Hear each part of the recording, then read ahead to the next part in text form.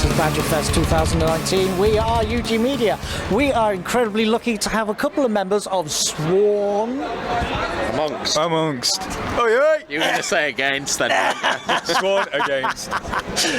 Right then, absolutely blistering set, guys. Absolutely fantastic.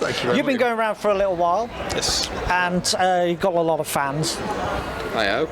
No, well, one would think. You've got a lot of likes, which is all stuff on the old Facebook and everything else. Knocking around over the 15-year tenure that you guys have been knocking around.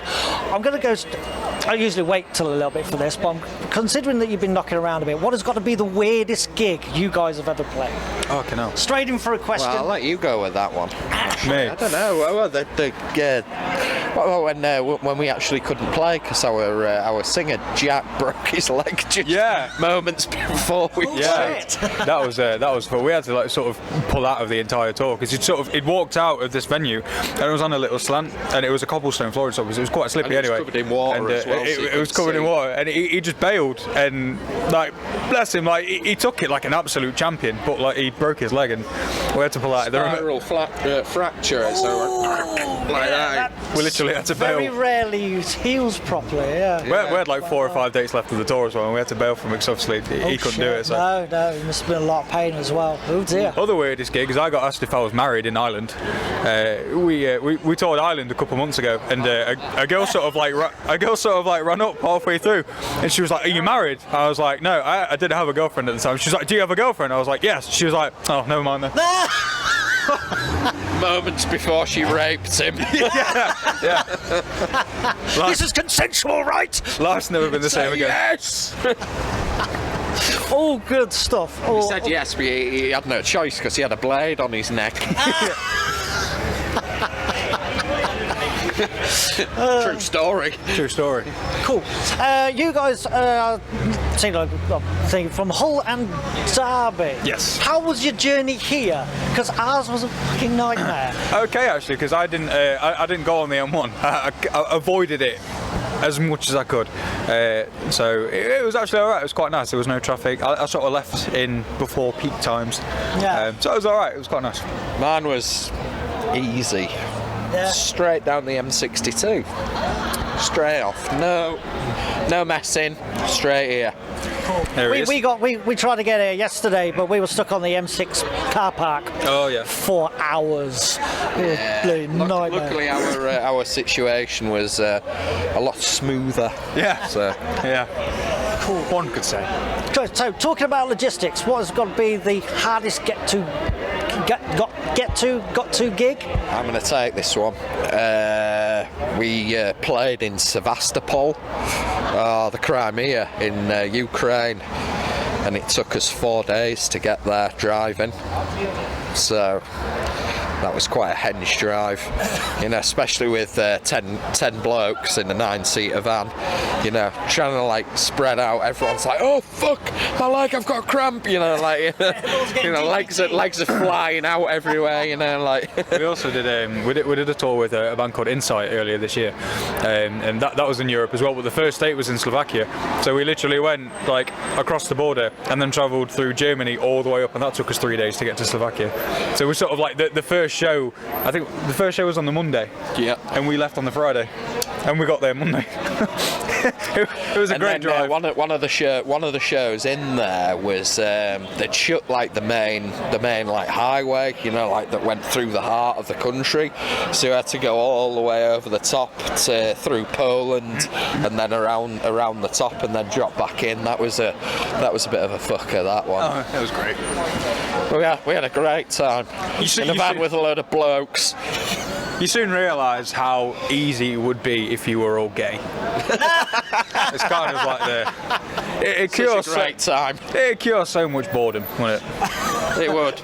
But unfortunately, we're not. No, that is that. But very unfortunately, may I add. 20 quid's 20 quid, isn't it? But some people like to barter, though. Well, I'm a man for a deal. Anyway. Stickler for a... Wicked. Stickler for a bargain. Wicked. So you've toured up to many places, Yes. and the metal scene is probably going to be the best scene. There's got to be the best fans and everything else. Where has been, I'd say, the most interesting? In terms of like fan base or In terms of my fan base. Do you know what? Hands down, Scotland is one of the greatest metal scenes ever. Like every time we go up there, we get such a great reception, and everything about it is so good because they appreciate metal so much. It's like they're a very close knit group as well. And you know, we toured with a band a couple of years ago called Lotus Eater, who are very good friends of ours, and they're from Glasgow. And whenever like sort of we go up there, and you know, when obviously that tour came about as well, all of their friends came out, and we all was made to feel welcome, and it's just a great scene. It's a great time. So Yeah, I like Scotland. Ireland was killer earlier, yeah. Ireland. Yeah, we had a good time in Ireland earlier in the year. That I think was more European countries are definitely the best for the metal scene because they don't. If you look at all sort of like the like your non-typical, so like all the typical touring places like Germany, France, all the big countries like. But if you look at places like Slovakia and Czech Republic and the Ukraine and all things like that, they don't get a ridiculous amount of bands play over there.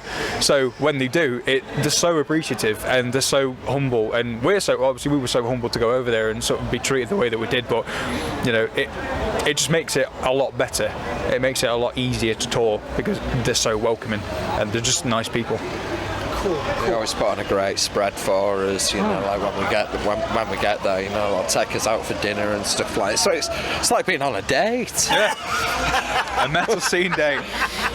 Cool. You get wined and dined. So obviously you've been to a lot of places. What would your advice be to a band that wants to go outside the UK for the first time? What would your advice Get a be passport. to them? Yeah, make sure you've got every. I mean, it depends really, because for us it was more. You've got to make sure that it's worth it for you. I mean, every band wants to tour Europe, man. It's the dream. It is the dream to go out of your country and play somewhere different. But at the same time, you've got to make sure that you are gaining something as well. Because if you're sort of going over there and, say, for example, you're not, I know it sounds cliche, but if you haven't got any merch, say, for example, you're not going to make anything. So it's going to make your life a bit harder. You're having to rely on what you've saved up. So always make sure that you've got some form of income. Always make sure that, you know, you're happy enough to do it. And always make sure that you're in the right mental state as well, because you're going to be away from home for quite a while. You're in a van or a bus or whatever you're going for X amount of days. So, you know, you've got to make sure that you click with all the rest of your bandmates, and you know, make sure that you're in a comfortable position. And Which is always hard for us because we all hate each other. yeah, So body armour is also advised. non-blunt weapons is always advised. No. Sharp implements kept away. Yeah. It's always no. I think the keep a strong merch game going there because, you know, got good merch. People are going to buy it. Rude or intrusive, but what is this gorgeous, sexy man getting interviewed for? I'm Ginger Tasha, the rapper off the internet. Okay. With 2.3 million views, yeah, but he's gorgeous. Why are you getting interviewed? What is it, the eyelashes? No. Well, maybe. And his moustache. If you ever want to ask us what the strangest like interview ever was. Do you know what, actually? I don't know what you're interviewing me for, but I'd be interviewing them eyelashes and them muscles. He's a darling. Not as gorgeous as me fella, like, but yeah. Oh, well, thanks. Cheers, love. You have got gorgeous pets. Thank you. Okay, so what has been the strangest interview you guys have ever? Keep saying That needs to be kept. really funny. What the fuck was that? What did she say? She was the Ginger something rapper off YouTube. She's got 2 million views. Yeah. Well, I didn't hear that, but I was too busy staring into the bottom of my glass. Because I'm a wino.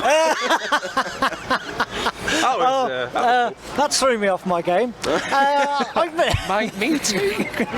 Okay, so to knock around a bit, you've seen a lot of places, seen a lot of people. What has been the strangest recording experience that you guys have ever done, if there ever has been? He always nearly gets thrown out of the studio because he gets angry. And the producer always says, "Look, you're going to have to leave in a minute." Do you know what? So much pent up. I love music, I really do, but recording is the bane of my life. I hate it so much. It's because when you listen to a click track over and over and over again, and you're sort of trying to get oh right, yep, I fucked up that take again. Beep, boop, boop. All right, I fucked that up already. I hear that in my dreams because I play to it live as well. So all I hear is like I hear my guitar, and then I hear just beep beep beep beep beep. One of the It sounds like my fucking alarm's going off every day, you know. One of the strangest recording experiences I had is that we tried to beat a world record by eating the most chicken nuggets in one of my last bands. We sat. The producer who produces our music at the moment, who did our last EP, his name's Ben Gaines. Go check out his shit. Oh yeah, nice one, Ben. Yeah. So when the last band that I was in, we went to record an EP with him, and we found out that there was a record for the most chicken nuggets eaten in a certain amount of time. It was 80 in 12 minutes. So we bought 100. 80? Yeah, 80 in 12 minutes. So we bought 100 and got our drummer and got our drummer. Smash that. Yeah. got our drummer to try and eat him, but that was a pretty weird, random fucking thing, wasn't it? Yeah, I can imagine so. Cool.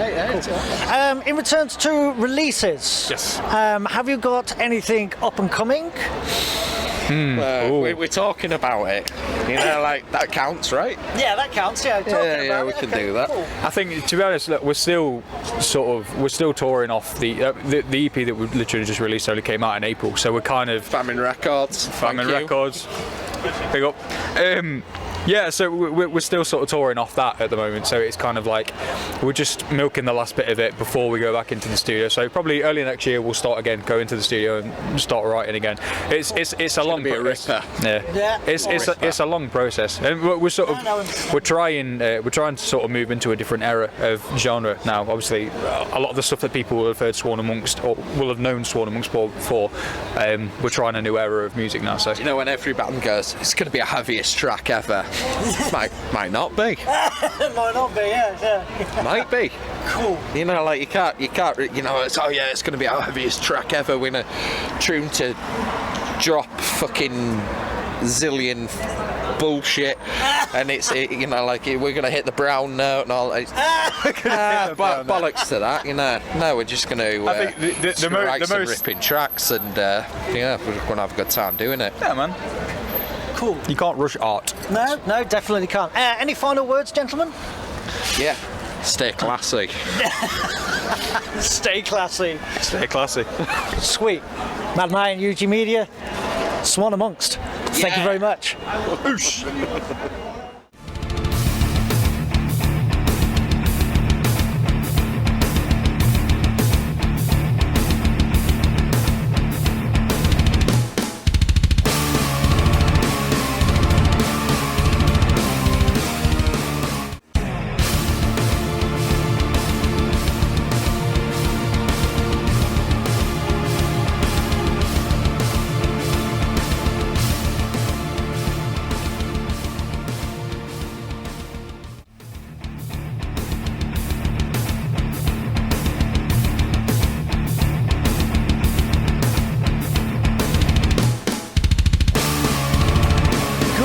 Ladies and gentlemen, we are still here at the Bread Shed in Manchester for BadgerFest 2019, and I have the great pleasure of being joined by two of Motorhead. How are we, gentlemen? Are we all right? We good? Yeah, really good, man. Yeah, really, really good. Yeah, we just got off stage. Great set. Yeah, I was watching from the sound desk. There's absolutely looked amazing, fantastic, great work, guys, great work.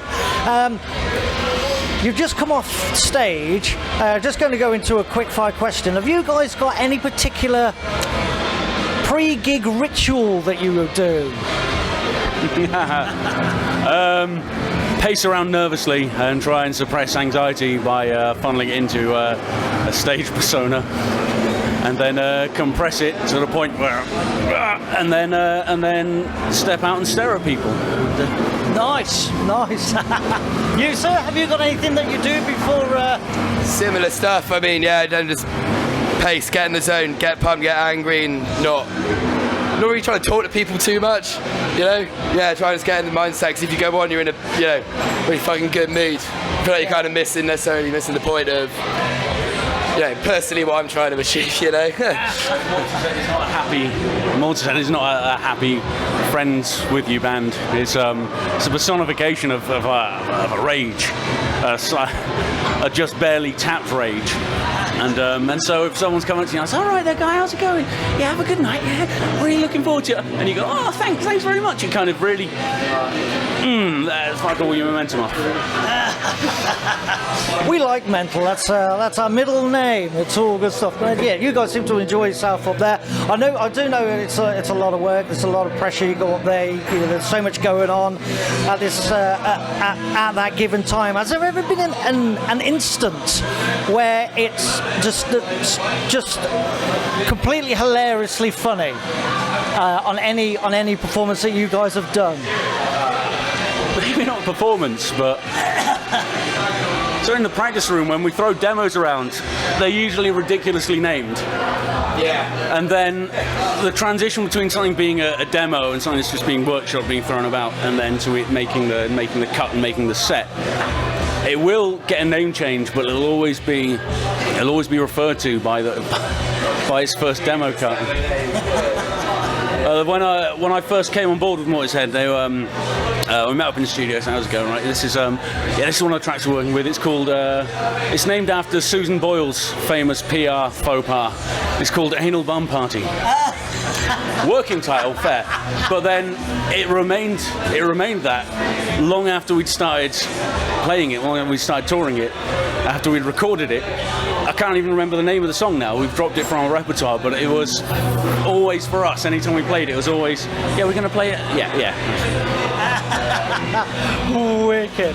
So going off with the names, do you actually keep the names on set lists as a bit of a reminder, or is it just its proper name as it should be? They tend to be the set list. Once it's on the set, that's it. You know, the joke name's forgotten. But apart from Shitstorm, that was the demo. We thought that's pretty fucking appropriate for what we're trying to convey. You know, so yeah, Shitstorm's still the demo. There seems to be a lot of shitstorms going on at the moment. Obviously, we're not going to talk about politics because that is the majorest shitstorm that seems to be dominating everything at the moment, which is pissing off a lot of people. But because for us, that's always been a massive motivator. And like I said, I don't want to go into any specifics, but certainly when I first started with the band, when we started writing,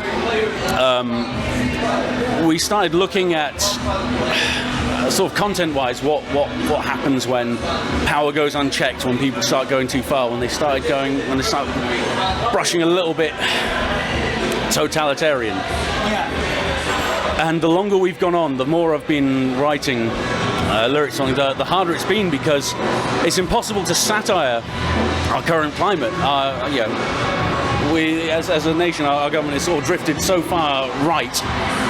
And the things that we were talking about in the begin with, that we were sort of gently nudging toward, gently hinting at, that sort of what things might be like, very quickly got overtaken by the reality of what we were looking at, which makes it, for a format like ours, that takes from the first concept to a recorded working demo to the first outing of that, can take the better part of a year. And so it's not really best suited to sort of keep up with a lot of the things that were inspiring us to write. So it's 2018, 2019 Britain has been a difficult time for vaguely politically minded artists. It's certainly a strange set of circumstances what's going on in this country at the moment, and but on the plus side of that, we're going to have the revival of Spitting Image to further take the piss out of them as well, which I find is quite funny. Really, it's something that's been missing for quite some time, and I'm glad it's come back. And hopefully they'll get to see them for what they really are, of the parody of it as it was back in the day, which will be quite amusing to see. That's it. Talking of TV programs, is there anything that you guys have watched recently, whether it be Amazon, whether it be Netflix or anything else like that you guys have been stuck into at all? I mean, it's a fairly, in a way, cliche considering what our band's about, but I've always thought Mr. Robot was a really good sort of a completely over-dramatic and over-the-top look at the political climate. I mean, yeah, it's got some fun ideas, and you know, to be taken with salt, and you know, but yeah, I enjoyed that. It's a very overly dramatic sort of take on the modern climate. I enjoyed that quite a lot. Cool, good stuff. I could absolutely tell you that on so many levels, some of the finest television that's been produced in the last 10 years is unironically Adventure Time. On the surface, it's a kids' cartoon, and it's great. On the surface, but when you scratch that, it's kind of relaxing. It's chill. It's not, but then it's actually, as it goes on, it's you can use it as a lens. It's a lens to view the human condition. It looks at anxiety and loneliness and fear and everything in between. It examines the whole scope of human emotion whilst pretending to be an entertaining little colourful kids show. It's Pemberton Ward. Seriously, some of the best television in the last 10 years, and I will stand by that. Pretty honest there. It's pretty cool. I fully concur, sir. Fully concur. It's a lot of TV and stuff. Well, you know, at the surface of it, it looks all sweet and innocent, but it has got its undertones. I don't know if you guys, it's out there, but with Rugrats, with the actual truth behind everything that was all about, and you read it and like, oh my God, how dark is that? And it's just very, very, very. Well, it certainly makes you open your eyes a little bit, doesn't it? Well, art doesn't exist in a vacuum. I mean, whether intentional or not, and a lot of the time completely unintentional. The artist's impressions and circumstances have a massive influence on the work they do. It's easy to spot on things like all throughout the 80s we had a lot of sort of Cold War tensions. Like we had the Terminator, Red Dawn, and all these things that are really scared of the enemy. In the early 2000s, Danny Boyle did 28 Days Later, sort of reinventing the zombie genre, and instead of being a metaphor for slow-moving death, they were talking about infection, which was a current scare at the time. Whether or not that was whether or not he intended it or not. And likewise, every piece of experience that the artist has under their belt comes out in their work, whether they intend it or not. And sometimes it's really fascinating, a bit Freudian, what they may or may not have meant to end up saying. Pretty cool. See, there's a lot of things. You know, I don't know if you guys have seen Amazon series The Boys. Same as The Boys. The Boys, yeah. Because they touched on about earlier on with too much power and everything else, and it's all about the superheroes that's meant there to save, but under the surface of it, it's behind the scenes, and they're complete wankers, all of them. And it's just like, whoa, hang on a fucking minute, this ain't like a normal superhero thing. It's quite fucked up. But it also brings within the human condition of the fact that you see these people as gods, but they're not really that, and the real people are the real people. It's very fucked up. Yeah, I thoroughly enjoyed that. That was a very surprise. A good anti-hero is great, especially when you're expecting them to be just a straight-laced hero. As a narrative tool for them to sort of like subvert it and then find that you've been cheering for the bad guy all along is fantastic. Judge Dredd was a fantastic example. I always viewed it as like it's been a sort of satire of fascism and police brutality, but it's kind of portrayed, it's kind of through as our protagonist, as the thin blue line between law and order, but anything but once you start actually looking at the sort of facts, no matter how they're presented. Talking about heroes, so I got my heroes going into the musical world. What are your heroes? What are your influences? I mean, for me, if you're looking at like bass and soul instrument, probably Jaco Pastorius. It's like super legendary jazz bassist from like the 70s and 80s, and like, I don't know, I think he just revolutionised the whole way you can view like electric bass guitar. He's a phenomenal player, like really unconventional, kind of one of the original fretless bass players, but electric fretless. Yeah, he's just unbelievably beautiful. You know, anybody says, oh, bass isn't a lead instrument, go listen to Portrait of Tracy by Jaco Pastorius, and it will like fucking blow your socks off, man. It's unreal, like, yeah, seriously moving bit of music. And Excellent stuff. I don't know about heroes so much, but there are certain musicians that I'll always come back to, and for different reasons and different moods. But I guess I've had call it something of an obsession over the last couple of years at least with John Frusciante of the Chili Peppers, formerly of the Chili Peppers. For years I've had guitarist friends who are like, he's just one of the best guitarists there's ever been. Oh, it's so fantastic. And I never saw it. But then after a while, I don't know, maybe it's after I clipped 30, and then it started coming into place for me. So like the levels of emotion, like the sort of really niche harmonies and the really obscure, the sort of bits and pieces that you go for, not the obvious.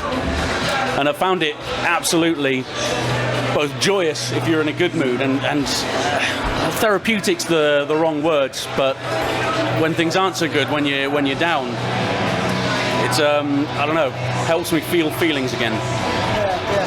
Yeah, so I find myself, music is a fantastic healer. Whether you're feeling sad, you put on something to uplift. If you're feeling energized, you're more inclined to put on something else, and then everything else. I'm a big Motorhead fan, and that just pretty much covers the broad spectrum. I mean, people just remember. Everyone, you mention Motorhead, somebody they'll always say Ace of Spades. Put this on slow. God bless him. Sorry, it wasn't Jack. They're a great example of. It just fucking really surprises me how many good albums they actually have, because it is pretty much all the same, but so much of it is actually really good.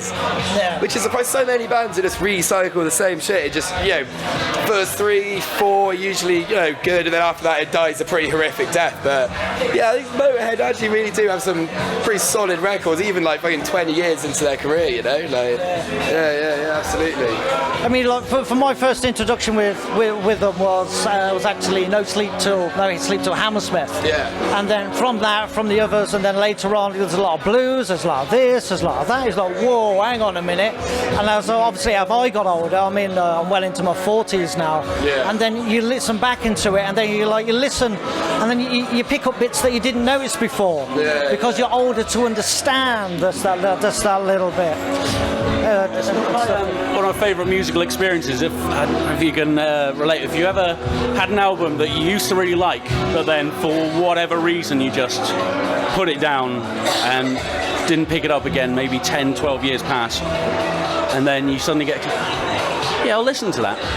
And then it comes flooding back with such like perfect clarity that you can remember every melody, every hook, and every damn lyric. I've had a couple of such instances recently. I don't know if Pitch Shifter came back from the dead. They were touring, I think they were touring Deviant. When I was teenager, I guess, pre-college, Pitch Shifter sort of made it quite big. So who's these guys? So the guitarist for The Prodigy, doing a sort of punk techno act, Didn't think they were fantastic at the time. Listened to their albums back to back a few times, and then maybe last year they came back and did a tour, so I remember those guys, what were they like? Clicked it on, then suddenly, all at once, the entire map opened up in front, and I could remember crystal clear everything that they'd done, and I had a newfound appreciation for it. All that latent information had just been stored there, untapped for 10 years or so. It was quite incredible. Cool, good stuff. And going on with other artists and everything else, because you guys have played Bloodstock a good couple of years, haven't you? You were there this year? They're in 18 on the second stage, I believe. Yeah. Cool. That was fucking awesome, a wicked experience, man. Yeah, I saw some of the videos of like, fuck, with all the flames and stuff, whatever. We were going to do it, we had to go all in, we couldn't fucking, no half measures if we're doing Sophie, Is that something that that was drafted in purely for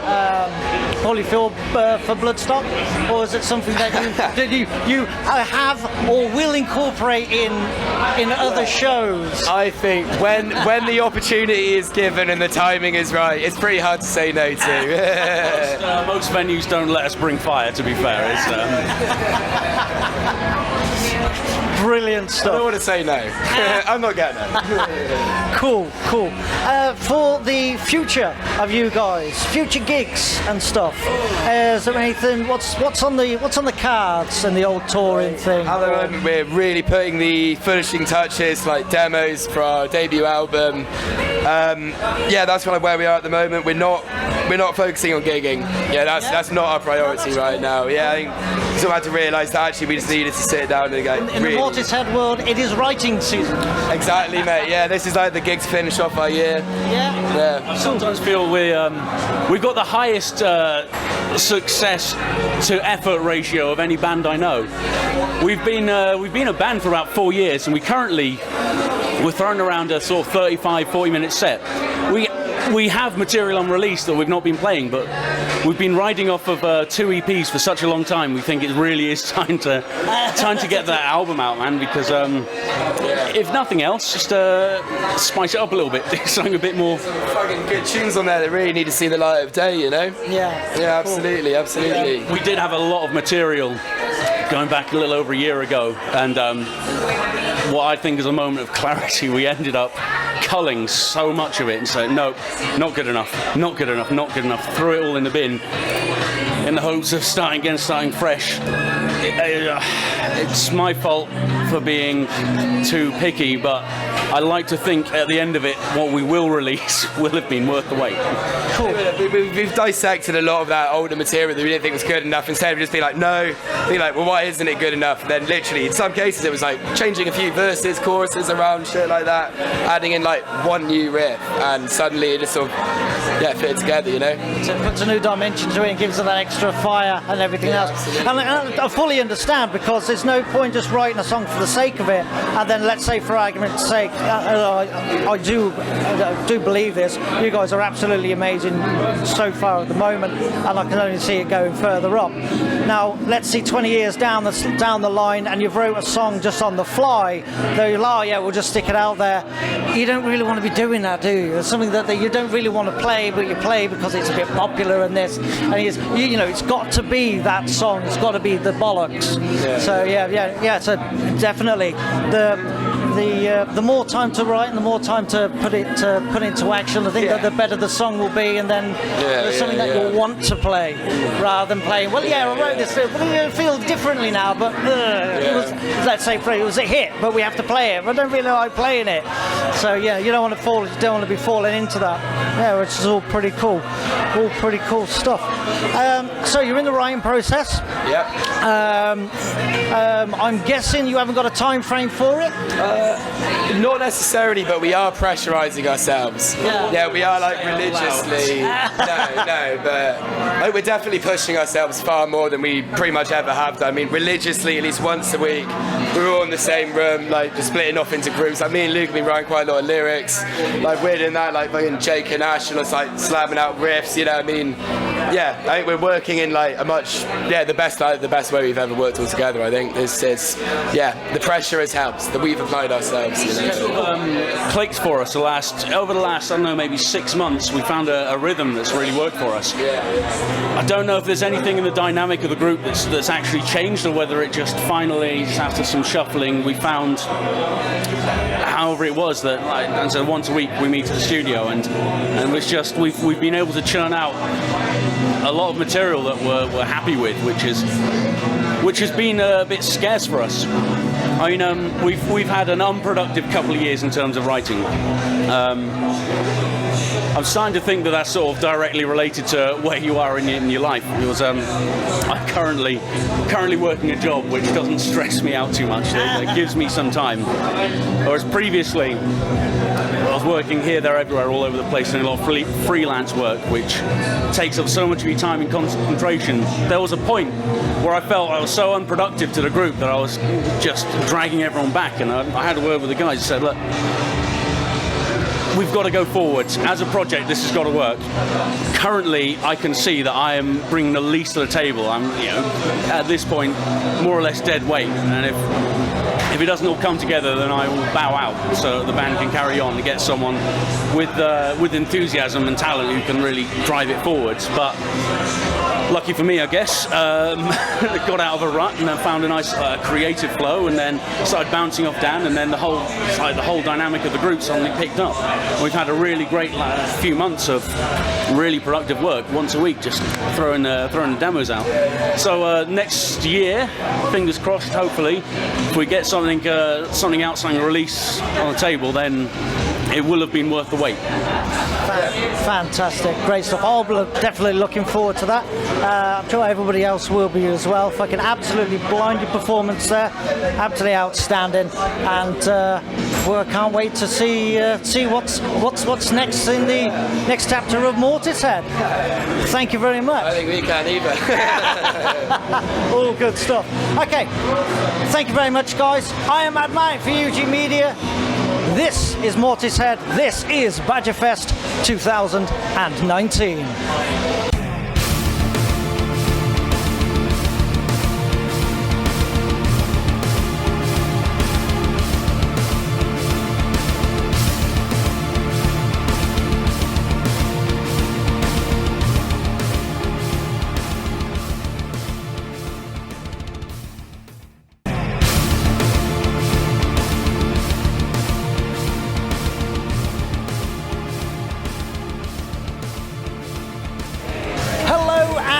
Welcome, ladies and gentlemen. We are at the Bread Shed here in Manchester for BadgerFest 2019. Now, what would doing all these interviews or whatever else? It would think it would be really, really rude not to interview the man himself who's responsible for it all, Mr. John Badger. Absolute pleasure, sir. And you? So, over the weekend, all these bands, 21 bands, 22 in the end. 22, yeah. 22 bands. Yeah. Over 2 days, to say last night and today. Yeah. Massive feat. Lots going on. You must be knackered. I'm a little bit tired now. I'm looking forward to having a drink when I've finished. But but yeah, I've just it's been an amazing weekend. Every band's like really pushed themselves, I reckon. I think they've seen the band before them, and they're like, right, we need to push ourselves and keep pushing. The turnout's been amazing. There's been so much support from the local scene. I couldn't have asked for anything more, really. So. See, I noticed you had the split stage, you had the main stage, and you had the mushroom and the snake stage because of Badger. Yeah. I did see that, and I looked at that, and I looked at the penny drops. Yeah. It was really, really good, and the transition was fantastic. Once one finished, the other one started, and it was just all very, very well, very sweet. So real interaction with your sound guys as well. Yeah. It helped us out, whatever else. Everything was just amazing. It was a fantastic atmosphere. When you think of trying to organise, 15 bands in one day, you automatically think, are we going to run on time? And with the help of the stage crews, they're the guys who deserve all the credit because, they're the guys who made it run on time. So, and the bands themselves, they made sure that they were ready, and as a result of it, we started at 1:30 and we finished at 11:15, just like we advertised. So, I think it's amazing. Cool, good stuff. So, how many years has this been running now for? So this is the third year. Third year. Yeah. How did this spurn? How did this start? Yeah, so back in 2016, so I used to be in a band called Impavidus. It's kind of like melodic death metal, and I arranged just 4 or 5 dates with a couple of bands. One band called God-Shaped Devil and a band called Deified, and we basically did this little tour. Came back home, and as a result of it, people said it was really well organised, and the band, the bands we played with said it was really great. All the venues we were going to, they knew exactly what was going on. There was never no hiccups. As a result, so some people said, why don't you start doing your own events? So I was like, all right, okay then. And then someone just mentioned the word BadgerFest. So I thought, okay, so back in the early part of 2017, I thought, I might give it a go. So before I started, I decided to speak to a couple of other festival organisers. So one was, unfortunately it's not going anymore, have you heard of Mammoth Fest? Down in Brighton. Yeah, I think I've heard the name flow about it. So a guy called Steve Dixon, he used to work for Terrorizer as well. Then there was a gentleman called Simon Yarwood from Uprising Festival. And then Breaking Bands guy, Jay Maguire. Yeah. And they all sort of give me some collective advice. I wasn't really looking to sort of get their secrets, but if you're doing your own event for the first time, what would you look for? What are the kind of things we should be achieving? And they kind of compose this list of like achievable goals, if you like. So got the information, put it out there to the public and said, look, I'm thinking about doing this event. I understand there's lots of other events as well. How would you feel about another one being in the scene? Chances are I might be able to bring something different to the scene. And then would any bands like to play? Well, the sort of like the response was massive. So a lot of people were like, yep. So I decided to give it a go. First year at Starngate was a sellout. And then we did Rebellion the year after, and that's when we did the 2-stage event there. And then we decided to come to Breadshed because it's slightly bigger.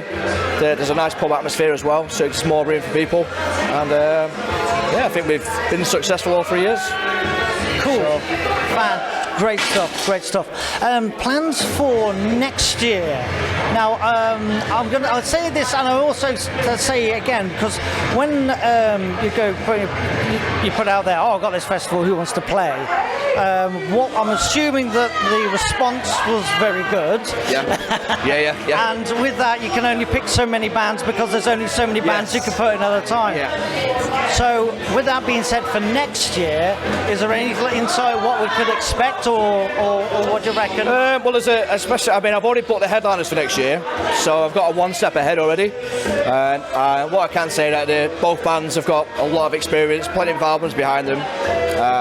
Played major festivals like Bloodstock and stuff like that as well. So announcements for that are going to be probably in a couple of months. So we're going to sort of like take a bit of a back foot, regroup, and probably from about January start making some announcements for next year. Some probably bigger bands next year, if that makes sense. So yeah, fantastic stuff. But this is not the only thing that you're doing, is it? You've got the drumming up challenge, or the drum up. Yeah, drumming up change. So that's going to be literally a month today. Yeah. So I've got a 2-day rest, and then I've got 5 rehearsals next week with 5 different bands. So Drum Up Change is a charity raising money for mental health and also for the homeless. And I'm going to be drumming for 10 bands, so 9 original bands, and then there's going to be like an all-star covers band with lots of different members. It's probably going to be about 75 songs, around about 6.5 hours of drum time. So quite a tiring day. So what will you be drinking? Monster, Red Bull? Probably just water. I'm thinking about getting one of those, those cups, the helmet things, and I can have, some Red Bull in this one and something in that one. You know what I mean? Keep me going. So yeah. But I think that's going to be a really big challenge out, and I'm really looking forward to it because, I want to try and help some people who do struggle and stuff like that as well. Because I have family members who have struggled with mental health. I've known people who are homeless as well, and whilst I'm fit and healthy and okay, I think I can help some others. So I thought I've played lots of charity events over the years, and I feel sometimes they're a bit boring. It's just all the bands playing and someone go around with a bucket. So I thought, how can we make this more interesting? Yeah. You know what I mean? So that's when I decided to come up with the idea for drumming for lots of bands. So a lot of people think I'm mad, but, especially doing this as well, having a family life as well. So my wife basically says like she doesn't know where I get the energy from. I wish she had the same drive. Yeah. But yeah. Well, thank you very much, John, for taking some time out to have a little chat with us. Yeah. And I know you're lots going on or whatever else. Yeah. And Drum Up Change thing, wish you all the best of success. Yeah. And we'll try and plug it as much as we can for you. Yeah. If it's all right, I'd just like to give a thank you to everyone who's attended BadgerFest today, yourself included, and your team, and making all the fans feel welcome as well, doing the interviews, stuff like that. All the sound guys, the crew, the people who are working on the merch, people on the actual on the ticket desk, all the bands basically, the bar staff at the Breadshed. So without all these people, we wouldn't have been able to make this happen. Yes, I'm planning it all, but without these people coming together and sort of digging in deep, we wouldn't have had the event we've had this weekend. So I'm eternally grateful for everyone who supported it. Absolute pleasure, sir. Absolute pleasure. Thank you for having us aboard. Thank you. Thank you. Cool. Awesome. I am Matt Martin. This is UG Media. This is BadgerFest 2019. This is John Badger. Thank you very much. See you next time.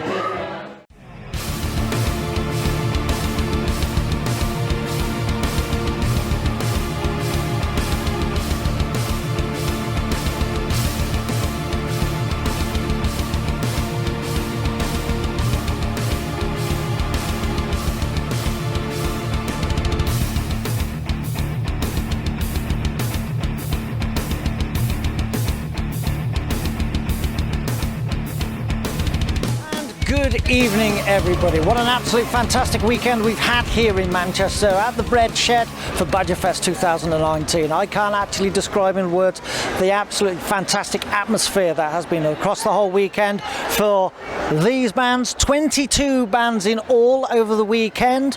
An absolute massive feat, split in the same room from one stage to another. The one smaller stage and obviously the main stage.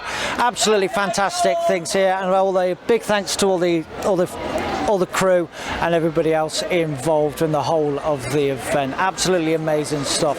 So yeah, it's what can I say?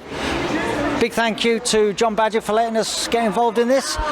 Big thank you to everybody else involved. And also big thanks from us at UG Media, Adam O'Neill, who's been behind the camera the whole time, and myself, Mad Martin, for BadgerFest 2019.